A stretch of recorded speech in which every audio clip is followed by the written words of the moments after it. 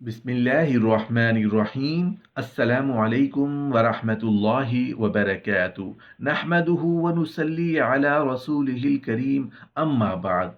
हबीब यमनी कौन था? हबीब यमनी के साथ हुजूर के मोजज़ात। शरह कसीदा बुर्दा में इमाम खरपूती रहमतुल्लाह अलैह फरमाते हैं कि अबू जहल ने अपने एक यमनी दोस्त जिसका नाम हबीब था उसे खबर भेजी कि मक्का में एक नया दीन आया है जिसके पैगंबर ने तमाम लोगों को अपना गर्विदा कर लिया है। उस दीन की इस जोर से इशाअत हो रही है कि रोके नहीं रुकती। जल्द मक्का पहुंच और लोगों को इस्लाम से रोक, वरना हमारे दीन की खैर नहीं। मक्का वालों पर तेरा एहसान होगा, लोग तेरी मान लेंगे। वो ये खबर पाकर फौरन मक्का पहुंच गया। अबू जहल ने उसकी बड़ी खातिर तवाज़ो की और यहाँ का सारा माजरा बयान किया। वो बोला, यार बात यह है कि दोनों फरीक की बात सुनकर फैसला किया जाता है। मैंने तेरी तो सुन ली, मगर ज़रूरी है कि मोहम्मद सल्लल्लाहु अलैहि वसल्लम से भी गुफ्तगू सुन लूँ, देख लूँ तो वो कैसे हैं। अबू जहल घबरा तो गया मगर कुछ भी ना कह सका। हबीब उनका अदब नहीं करना, वो बहुत बड़ा जादूगर है, उसके जादू से बचना। बड़े बड़े लोग आते हैं, उसकी चंद बातें सुनकर उसकी तरफ माइल हो जाते हैं। हबीब ने कहा, मैं उससे ऐसे सवाल करूंगा कि अगर वो नबी होगा तो जवाब दे देगा, अगर वो नबी ना हुआ तो मेरे एक सवाल का भी जवाब नहीं दे सकता। रसूलुल्लाह सल्लल्लाहु अलैहि वसल्लम को बुलाया गया। तख्ते पर बादशाह बैठ गया, साथ अबू जहल बैठ गया क्योंकि वो भी अपनी कौम का सरदार था। सामने उनके चीले हिमायती बैठ गए। रसूलुल्लाह सल्लल्लाहु अलैहि वसल्लम अपने सहाबा के साथ वहां आए, जिनके पास खाने को रोटी नहीं, तन के कपड़े फटे हुए थे। ये अल्लाह के फ़कीर हज़रत अबू हुरैरा रज़ियल्लाहु अन्हु फरमाते हैं कि जब मैं नमाज पढ़ता तो एक हाथ पीछे रखता था, कपड़ा इतना छोटा होता कि सजदे के दौरान भी पीछे से नंगा हो जाता था, इसलिए मुझे पीछे हाथ रखना पड़ता था। ये रसूल पाक के गुलाम फटे कपड़े पहने साथ चले। वहां पहुंचे, जिब्राइल अमीन ने सबसे पहले अबू जहल के कान पकड़ के खड़ा किया तो सरदार खड़ा हुआ, तो दूसरों की क्या ताकत थी कि वो बैठे रहें। वो सब उठकर खड़े हो गए। मेरे नबी और उनके सहाबा कुर्सियों पर बैठ गए। अबू जहल भी खड़ा है, उसके हवारी भी खड़े हैं। नबी पाक सल्लल्लाहु अलैहि वसल्लम को यमन के बादशाह ने अपने पहलू में बिठाया और कहा कि 3 सवाल हैं, नबी होंगे तो जवाब दोगे, अगर नबी नहीं हुए तो मेरे सवालों का जवाब नहीं दे सकते। रसूलुल्लाह सल्लल्लाहु अलैहि वसल्लम ने फरमाया, पूछ, क्या पूछता है? पहला सवाल, मर्द वही औरत वही, कभी लड़का पैदा होता है कभी लड़की पैदा होती है। रसूलुल्लाह सल्लल्लाहु अलैहि वसल्लम ने फरमाया, जब मर्द का नुत्फा गालिब हो जाता है तो लड़का पैदा होता है, और जब औरत का नुत्फा गालिब आ जाता है तो उस वक्त लड़की पैदा होती है। हबीब खामोश हो गया। मुझे कहा कि तू जादूगर है, जादू जमीन पर चलता है, आसमान पर नहीं चलता। दूसरा सवाल यह है कि चांद के 2 टुकड़े कर दे। रसूलुल्लाह सल्लल्लाहु अलैहि वसल्लम ने उंगली उठाकर जैसे ही चांद की तरफ इशारा किया तो चांद 2 टुकड़े हो गया। रसूलुल्लाह सल्लल्लाहु अलैहि वसल्लम जब मेराज पर तशरीफ ले गए, जब आप बुराक पर सवार होकर बैतुल मुकद्दस पहुंचे तो जिब्राइल अलैहिस्सलाम दाएं देख रहे हैं, बाएं देख रहे हैं। आप सल्लल्लाहु अलैहि वसल्लम ने फरमाया, जिब्राइल क्या देख रहे हो? अर्ज की, आका अपने बुराक को बांधना चाहता हूँ, कोई जगह नहीं है। आप सल्लल्लाहु अलैहि वसल्लम ने उंगली की, पहाड़ में सुराख पैदा हो गया। आपने फरमाया, जिब्राइल बुराक को बांध ले। तीसरा सवाल, हबीब कहता है, ए मोहम्मद मैं तीसरा सवाल नहीं करूंगा, सवाल भी बताएं और उसका जवाब भी दें।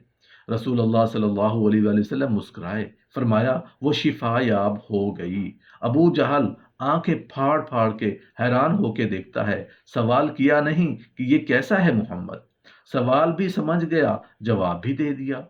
हबीब के पीछे पड़ गया, हबीब बता ये सवाल क्या था और ये जवाब कैसा था? हमारी समझ में तो कुछ नहीं आया। हबीब कहता है, मैं वापस यमन जाऊंगा, तस्दीक करूंगा, फिर तुम्हें बताऊंगा कि सवाल क्या है और जवाब क्या है। हबीब की एक बेटी थी, उसकी लड़की अपाहज थी, ہاتھوں سے ٹونڈی، آنکھوں سے اندھی، کانوں سے بہری، زبان سے گونگی، نہ چل سکے، نہ پکڑ سکے، نہ دیکھ سکے، نہ سن سکے۔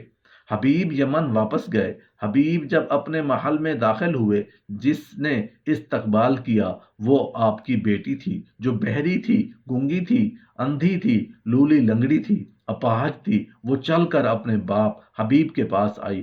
باپ نے کہا، بیٹی یہ کیا؟ میں تمہیں اندھی، گونگی، بہری، لولی لنگڑی اور اپاہج چھوڑ کر گیا تھا۔ بچی رونے لگی، بابا اس دنیا میں ایک نوجوان آیا، اس کا چہرہ اتنا روشن، اس کی آنکھیں اتنی نورانی، اس کا قد ایسا۔ بچی رسول پاک کا حلیہ بیان کر رہی ہے۔ بابا جی، اس نوجوان نے میرے جسم پر ہاتھ پھیرا تو میرے سارے مرض دور ہو گئے اور اللہ نے شفا یاب کر دیا۔ حبیب نے ابو جہل کو کہا، میرا سوال یہ تھا کہ میری بیٹی اندھی ہے، لولی لنگڑی ہے، بہری ہے، گونگی ہے، اگر تو اللہ کا نبی ہے تو میری بچی کو شفا کے لیے دعا کی۔ میرے محبوب صلی اللہ علیہ وآلہ وسلم نے کیا جواب دیا؟ وہ ٹھیک ہو گئی۔ اللہ پاک نے اپنے پیارے رسول صلی اللہ علیہ وآلہ وسلم کو تمام علم دے کر دنیا میں بھیجا۔ ام معبد کی خالہ زاد بہن ہند رضی اللہ عنہا سے روایت ہے کہ رسول اللہ صلی اللہ علیہ وآلہ وسلم نے میرے خیمہ میں آرام فرمایا تھا۔ جب بیدار ہوئے تو پانی مانگا اور ہاتھ دھوئے۔ کلی کر کے پانی خیمہ کے پاس ہی ایک درخت کی جڑ پر پھینک دیا۔ صبح ہوئی تو ہم نے دیکھا کہ وہاں ایک سرسبز تناور درخت اگا ہوا ہے اور پھل سے لدا ہوا ہے، جس سے خوشبو آ رہی ہے۔ اس کا پھل شہد سے زیادہ میٹھا تھا، جسے اگر بھوکا کھاتا تو سیر ہو جاتا، اگر پیاسا کھاتا تو اس کی تشنگی دور ہو جاتی، اگر بیمار کھاتا تو شفا یاب ہو جاتا۔ جو بھیڑ بکری اس کے پتے کھاتی پرشیر ہو جاتی۔ ہم نے اس درخت کا نام مبارکہ رکھا تھا۔ لوگ دور دور سے ہمارے پاس بیماروں کو لے کر آتے، جو اس کا پھل کھاتے شفا یاب ہو جاتے۔ ایک دن ہم نے دیکھا کہ اس کے تمام پتے خزاں دیدہ ہو کر زمین پر آ گرے ہیں۔ ہمیں بہت دکھ ہوا۔ ناگاہ رسول اللہ صلی اللہ علیہ وآلہ وسلم کے انتقال کی خبر ملی۔ اس واقعہ کے 30 سال بعد ہم نے دیکھا کہ اس کے تنے سے ٹہنیوں تک کانٹے ہی کانٹے ہیں اور پھل جھڑ گئے ہیں۔ اس دن ہمیں سیدنا علی کی شہادت کی خبر ملی۔ اس کے بعد پھر اسے پھل نہیں لگتا تھا۔ ہم اس کے پتوں سے نفع اندوز ہوتے رہے۔ ایک دن ہم اٹھتے تو اس کے تنے سے خون بہہ رہا تھا، اس کے پتے مرجھا گئے تھے۔ ہم بہت مغموم ہوئے۔ ناگاہ سیدنا امام حسین کی شہادت کی خبر ملی۔ اس کے بعد وہ درخت سوکھ گئے اور گر گیا۔ سفر ہجرت درپیش ہے۔ رسول اللہ صلی اللہ علیہ وآلہ وسلم مکہ سے سکونت ترک کر کے یثرب کے بخت خفتہ کو جگانے کے لیے اور اس غیر معروف بستی کو شہرت و بقا و دوام بخشنے کے لیے صحرائی علاقہ کو عبور کر رہے ہیں۔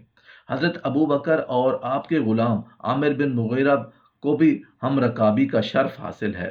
ایک بدو عورت کے خیمہ کے پاس سے گزر ہوا، جس کا نام ام معبد ہے۔ اس اجنبی راہروں نے اس عورت کو کہا کہ اگر تمہارے پاس کچھ دودھ یا گوشت ہو تو وہ اسے قیمتاً خریدنے کے لیے تیار ہے۔ ام معبد نے کہا، اگر میرے پاس کچھ کھانے کی کوئی چیز ہوتی تو میں بصد مسرت تمہاری میزبانی کی سعادت حاصل کر دی۔ ہمیں تو قحط سالی نے دانے دانے سے محتاج بنا دیا۔ رسول اللہ صلی اللہ علیہ وآلہ وسلم نے اس کے خیمہ کے ایک گوشے میں ایک بکری دیکھی۔ رسول اللہ صلی اللہ علیہ وآلہ وسلم نے پوچھا، اے ام معبد، یہ بکری کیسی ہے؟ اس نے کہا، ضعف اور کمزوری کی وجہ سے چلنے سے قاصر ہے، اس لیے ریوڑ کے ساتھ چرنے کے لیے نہیں جا سکی اور یہیں کھڑی رہ گئی ہے۔ رسول اللہ صلی اللہ علیہ وآلہ وسلم نے فرمایا، اجازت دو تو ہم اس کا دودھ دہو لیں۔ ام معبد نے کہا، اگر اس میں کچھ دودھ ہے تو بصد شوق دہو لیں۔ بکری کو رسول اللہ صلی اللہ علیہ وآلہ وسلم کے پاس لایا گیا تو رسول اللہ صلی اللہ علیہ وآلہ وسلم نے اس کے تنوں پر ہاتھ پھیرا اور اللہ تعالیٰ کا نام لے کر اس کو دہنا شروع کر دیا۔ اس خشک کھیر والی بکری سے اتنا دودھ نکلا کہ سب نے خوب سیر ہو کر پیا۔ رسول اللہ صلی اللہ علیہ وآلہ وسلم نے دوبارہ اسے دوہا تو ام معبد کے گھر کے سارے برتن لبالب بھر گئے۔ جب اس کا خاوند دن بھر کے کام کاج سے فارغ ہو کر شام کو واپس آیا تو خیمہ میں ہر برتن دودھ سے بھرا ہوا دیکھ کر حیران و ششدر رہ گیا۔